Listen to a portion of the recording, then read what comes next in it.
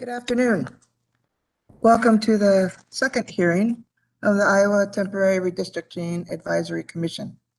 I'm Sue Lerdahl, and with me this afternoon are the commission members, David Roederer, Ian Russell, Chris Hagenow, and Jasmine Newton. We have 3 hours together this afternoon. We have 8 speakers with us today. Several are already online with us, so that's good. We hope to have 3 minutes per speaker. We welcome written comments as well. And we have received those submitted so far up until late morning today. Written comments will continue to be accepted until tomorrow at 6 p.m. We expect perfect technology, but in the event technology disagrees, we appreciate your patience. You will receive a 15-second warning, and then you can complete your thought and a sentence or two. I reserve the right to disconnect the speaker if inappropriate for today's purpose. We appreciate the work of the legal staff and the computer staff of the Legislative Services Agency due to crunch time from the census data timing and due to the decision for virtual hearings. We appreciate your time to share your thoughts in accordance with the redistricting requirements in Code Section 42.4.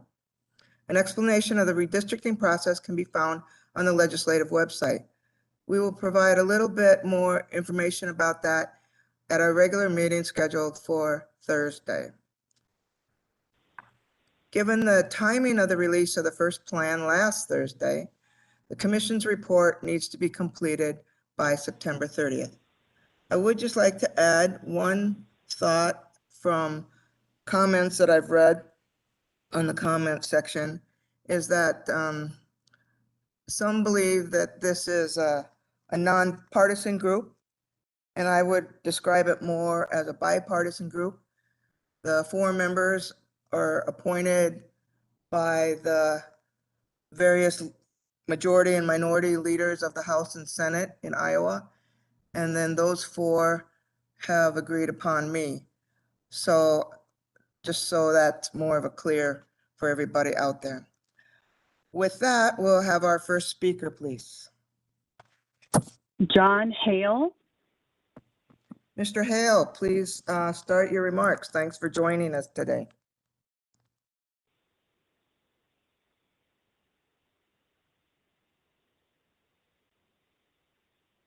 Mr. Hale?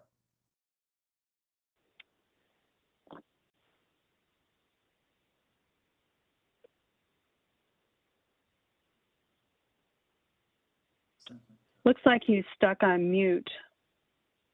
Okay. Can someone else try to unmute him, please? We're working on that.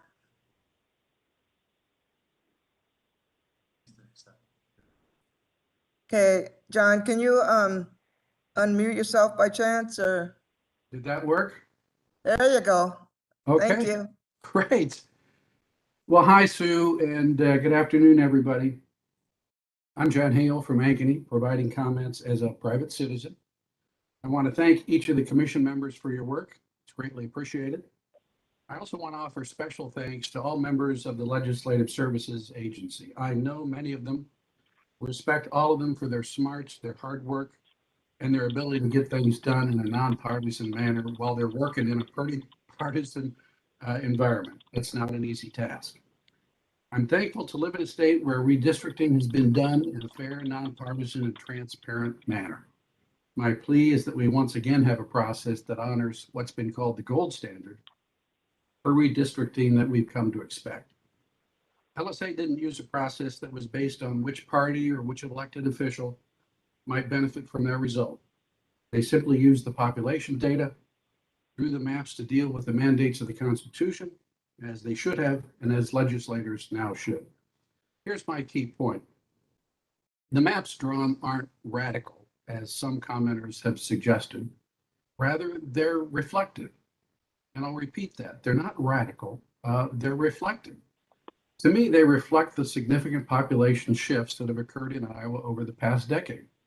We've all seen and felt those shifts. More movement of people from small population and rural areas to major metropolitan areas.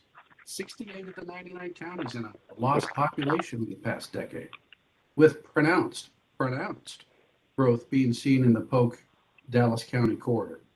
There's nothing in the maps that caused me heartburn.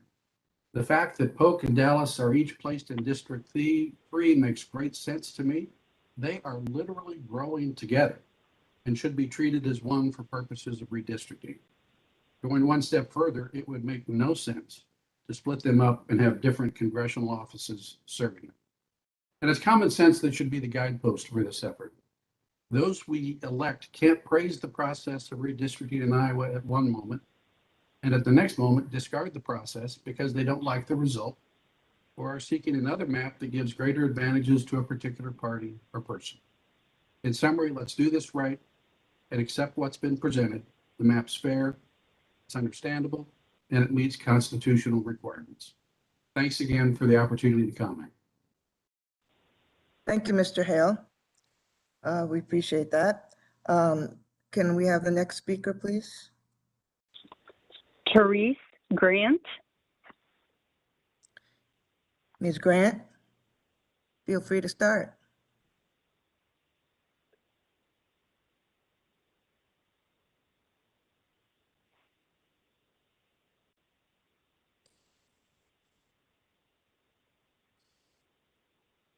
Feel free to start.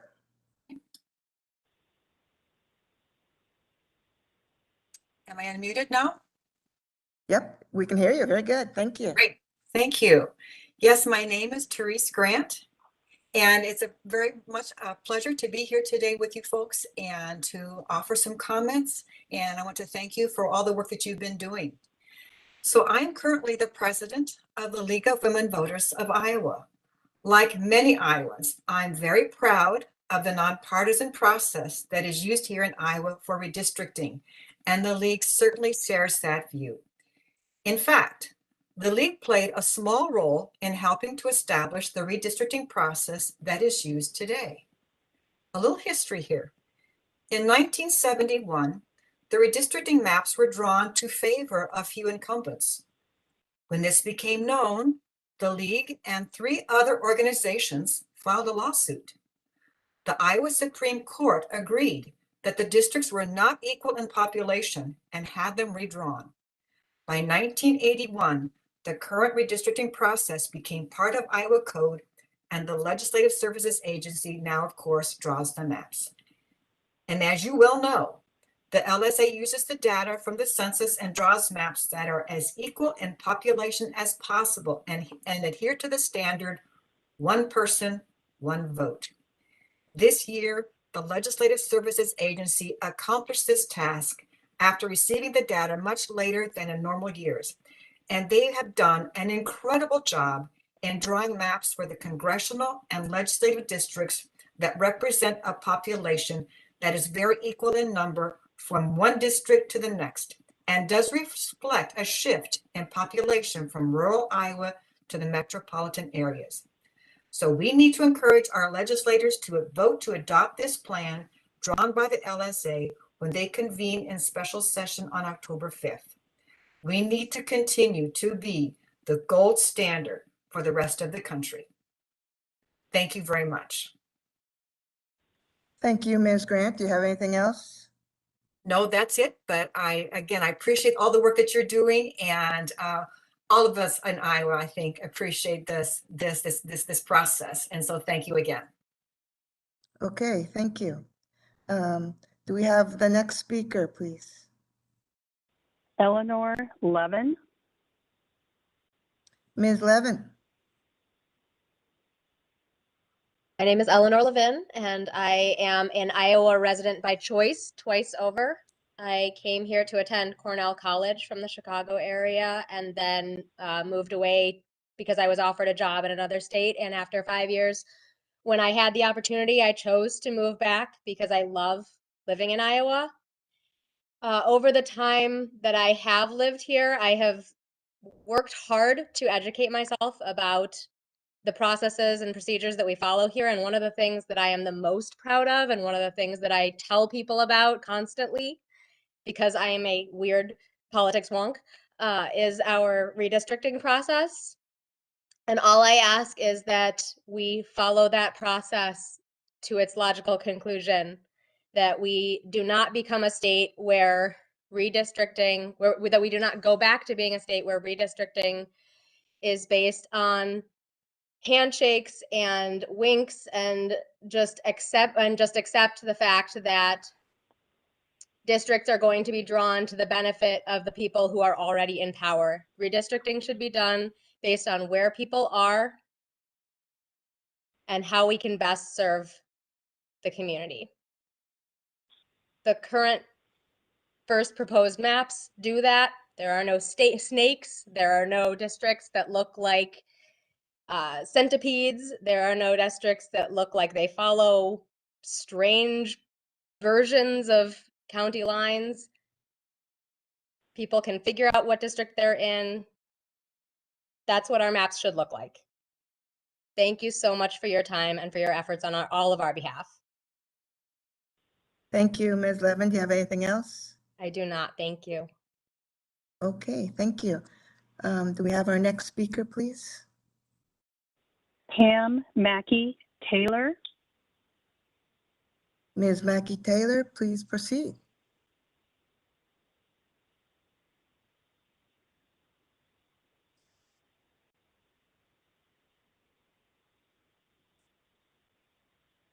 I'm Pam Mackey Taylor. I'm representing the Sierra Club Iowa chapter, and I live in Marion, Iowa. The Sierra Club supports the first plan. We believe that it complies with the United States Constitution, the Iowa Constitution, and Iowa laws. We realize that some incumbent legislators will be in the same district as others. That shows that this series of maps was based on nonpartisan considerations. That is one of the requirements placed upon redistricting in Iowa. We believe the first map is going to be the best map and that others may comply, but this certainly is a good map. For these reasons, we encourage the Iowa legislators to pass the plan and the maps that are presented now. Thank you very much for considering these comments. Thank you for your time. You have anything else? No, I do not. Okay, very good. Thank you. Can we have our next speaker, please? Shannon Patrick. Ms. Patrick, please proceed. Everybody, am I coming through? Hello? Hello? Yes, Yeah. Mr. Patrick? Oh, excellent. It seems like Okay. after speakers come on, there's a moment where we're unmuted, but we can't be heard yet. So, first off, I'd like to express my thanks to the Legislative Services Agency and for the committee members for your work in this important process. Like speakers before me, notably Mr. Hale and Ms. Grant, I'm going to echo the sentiment that when I look at this map, what I see is the changes that we all know have happened over Iowa in the last decade and continuing trends that were there before of many of our counties losing population and hence those districts getting bigger. Many of our metropolitan areas, and I'm in Iowa City, so I'm going to speak particularly to Eastern Iowa, being as the main growth areas and their districts accordingly getting smaller to balance out. I'd like to express, in addition to general support for our bipartisan process and the very competitive districts that we've seen in the past, referencing the number of seats that have changed parties in just even the last 2 elections and the good results it has. But looking specifically at some of the changes that you've made for this, I was quite happy to see Iowa City and Cedar Rapids or Lynn and Johnson counties grouped together. I don't know where the individual commission members live, but as an Iowa City resident, I will say that the 2 communities have really been working over the last probably 20 years at this point to integrate better. And as somebody who works at a mid-sized business, certainly looking at where my coworkers commute to, I can say that there is so much traffic between the 2 that I'm routinely on calls or sitting in the room with people who have driven down from Marion, from Cedar Rapids, from all points in between. And especially with very large growth of North Liberty, Tiffin, Solon, other communities really between Iowa City and Cedar Rapids. Basically, I think it makes sense to treat this area as an emerging and growing together, basically single metropolitan and economic area, in the same way that I see that you group Dallas and Polk County to reflect that growth there. So for what it's worth, you have my vote of approval, and I was glad to see that change. It would always seemed a little bit strange that many people who worked in one community really, weren't represented in the other. And I think that's all I have to say. Okay, well, that's good, because I was almost going to say 15 seconds, so you read my mind. I would take this opportunity to answer your one question, whereas two of our members live kind of on the eastern border of the state, and two members live in central Iowa. So, and I live in central Iowa. But, okay, thank you very much. Do we have another speaker? One more, Amy Campbell. Ms. Campbell, please feel free to start your remarks. Thank you. Hi, can you hear me? Yes, we can. Awesome. Thank you so much for having these meetings. I just want to say, first of all, I'm Amy Campbell, and I lobby for the League of Women Voters of Iowa, but I'm also here as a private citizen because I have a number of friends in other states that are going through this process, and it is messy, it is partisan, it is stressful, and I'm so proud to be in Iowa and looking at the three members of the commission that I do know. I know you guys are all good government types that want to make sure that this works for Iowans, and I do trust our legislature to do the right thing and look at the overall fairness of the maps that were drawn. I do want to say that I hope that you make sure that Ed Cook never retires from LSA because he has done this, I think, 4 years now. And I witnessed each of those years' processes, and they are always so clean, so process oriented. And no matter who was in control, political control of the legislature or the governor's office, we've always accepted the plans without giving into that temptation to get to the third plan and mess around with the borders. So I'm really proud. I'm really hopeful that we continue to respect that process and respect the outcome that we've gotten here with the first map, and respect Iowans whose representation is at stake. Just looking at the map directly, I always hate following up after John Hale because he said everything I wanted to say better than I can say it. But when you look at the maps, I don't know how you can get closer in representation, less than 0.1% away in those congressional districts. Out of a state of more than 3 million people, we've managed to get it down to, what is it, like 99 people difference from largest to smallest. I was actually anticipating some of those Senate districts would be huge, and they're actually more compact than I had thought that they would be.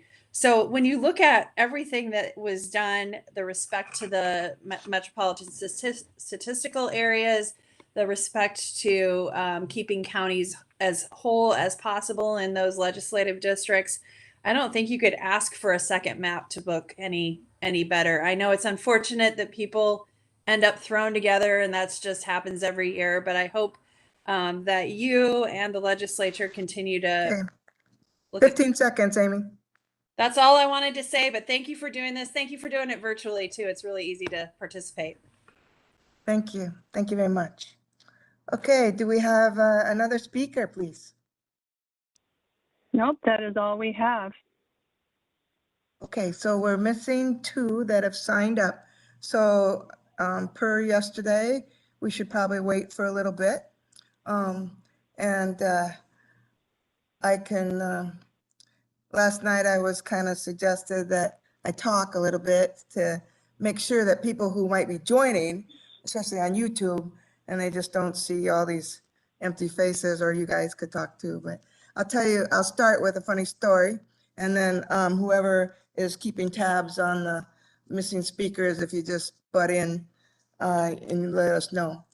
I actually worked for the predecessor to the LSA in my first life here, and it was 1981, and it was the first time that our office did the redistricting.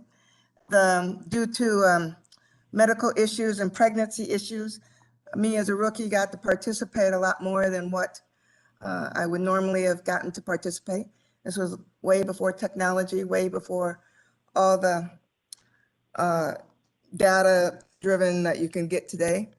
So imagine a huge office building with a whole floor that was reserved for us. And we had all the paper maps on the floor, and we literally had our shoes off, and we would just kind of swim to wherever part of the map we needed to swim on the floor. And we had these little print mechanisms to print off names of the streets. And so you would type in the name of the street, and then you would adhere them to the map. And so it was a lot different than I haven't participated since then, but I'm sure it's a lot different today than that was. And then you would send these huge maps to the printer, some printer that they contracted with, and then they shrunk the maps down and were able to get them out to the public because again, you didn't put the maps online. So that was my memory. I got in a big argument over how you spell Beach Avenue in Ames, because I went to school there and I knew it was double E, and it isn't, it's EACH. But anyway, I'll just shut up now. But I would welcome anybody who has not had the chance to speak and they want to speak to sign up for tomorrow. We have a hearing tomorrow night at 6 o'clock that will be going the same process. I would urge anybody listening out there who has friends or companies or entities that want to participate in the process to submit in writing their comments. Everything is online. You can easily do that. You can either type it in or upload a PDF. And we would encourage that opportunity to, because we do read them. We received yesterday's, and then today we've already received 2 shipments of it. And we do want to participate, and everyone who can, encourage them to let us know what their thoughts are on Plan 1. We have any of the 2 missing people yet? No. Okay. No.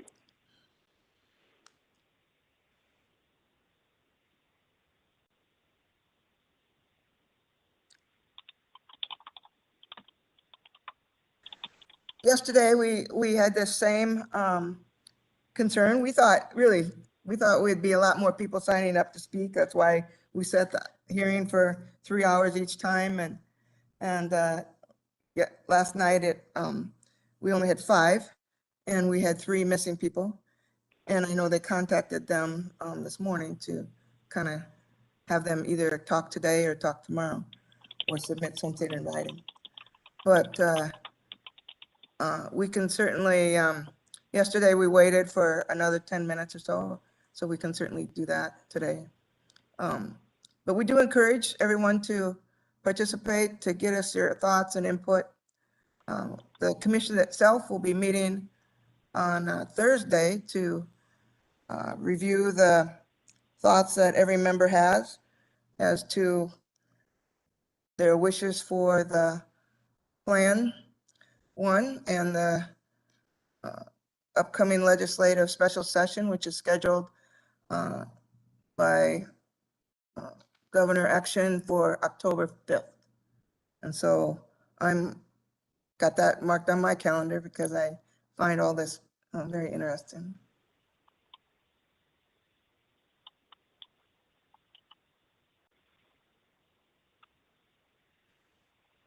I would again encourage everyone listening to have other people who you have interest in this process to certainly let us know what their thoughts are on Plan 1. in the event the legislature chooses to look at other plans, the timelines are more condensed, I believe, if I recall correctly. The Supreme Court of Iowa has allowed this group and this process to continue beyond what the Constitution provides, but has given the legislature until December 1st to implement a plan for redistricting.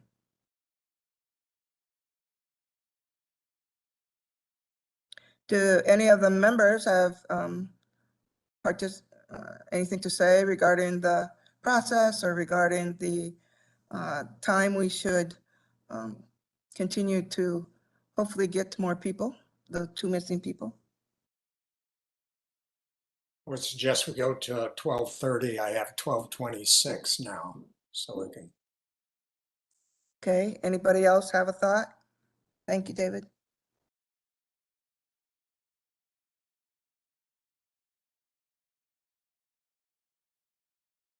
Okay. Well, we'll just continue to encourage everyone to, thanks for putting up with us. And it has been an interesting experience for me. So.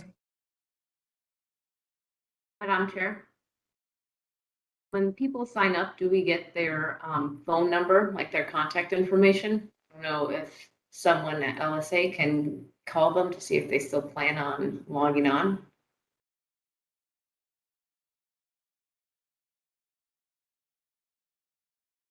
Okay, well, they're working on that. Thank you.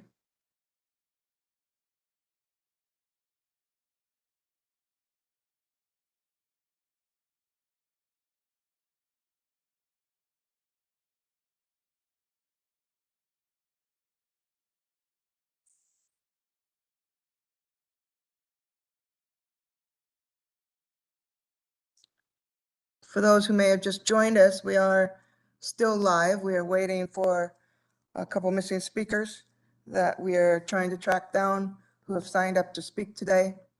And we appreciate everyone's patience while we try to communicate with the missing people.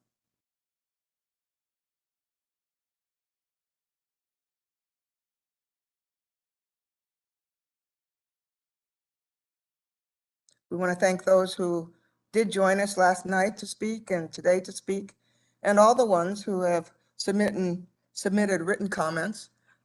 They've been quite interesting to read, quite a variety of thoughts, which is always good.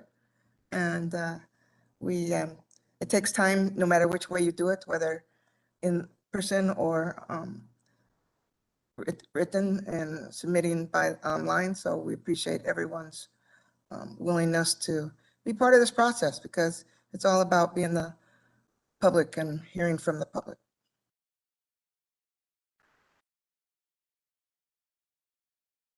We only have email addresses for the 2 people that are missing. We will follow up with them after the hearing to see if they want to schedule to talk tomorrow. Is that okay, Jasmine? Very good. All right, given that it's almost 12:29, but we can wait just a minute or 2 more per David's thought for 12:30, if everyone is okay with that.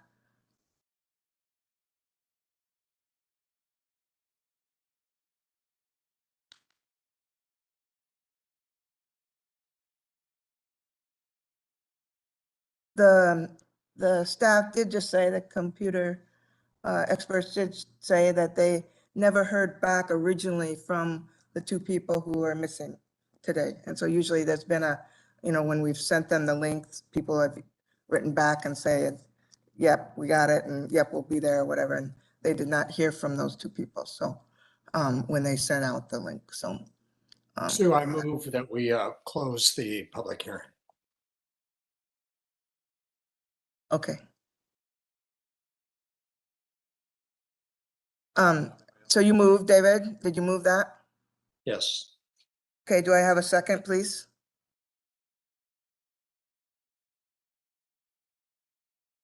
Anyone Second. wants? Seconded. Okay, okay. Whoever, very good, thank you. More, one is better than two, or two is better than one. Thank you. Do I have any discussion on the motion? If not, we're all in favor of the motion to end this hearing at 12:31, say aye. Aye. I, Those opposed?